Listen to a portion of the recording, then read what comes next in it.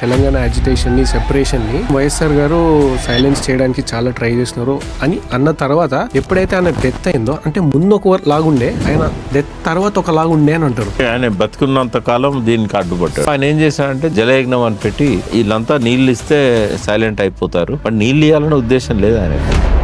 పార్టీని కూడా చించాడు. 26 మంది గెలిస్తే 10 మంది ఎమ్మెల్యేలను పార్టీ నుంచి దూరం చేశాడు. చంద్రబాబు నాయుడు మాట తప్పిండు. ఇక్కడ అఖిలపక్షంలో మేము సపోర్ట్ చేస్తాం అన్నాడు. తర్వాత తెలుగుదేశం ఆ పార్టీ ఆఫీస్ నుంచే ఆంధ్రలో ఉద్యమాన్ని రాజేయడానికి ఆడ టీడీపీ కాంగ్రెస్ కలిసి ఒక యూనిటీ ఏర్పడి ఈయన అరేంజ్ చేసిన బస్సులలో కలిసి ప్రయాణాలు చేస్తూ తెలంగాణకి పోతుంది. కేసీఆర్ దీక్షకు ముందు, దీక్ష తర్వాత.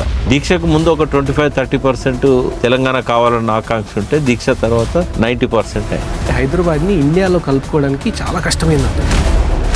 జహీరాబాద్ నుంచి, సోలాపూర్ నుంచి, విజయవాడ నుంచి అన్ని డైరెక్షన్స్లో టార్గెట్ చేసినారు. మానవ జాతి చరిత్రలో అంత దారుణమైన సంఘటనలు చాలా అరుదుగా ఉన్నాయి. అన్ని వైపుల నుంచి ఆర్మీని పంపించి ఎదురొచ్చిన వాళ్ళందరినీ ఉచ్చపోత కోసారు.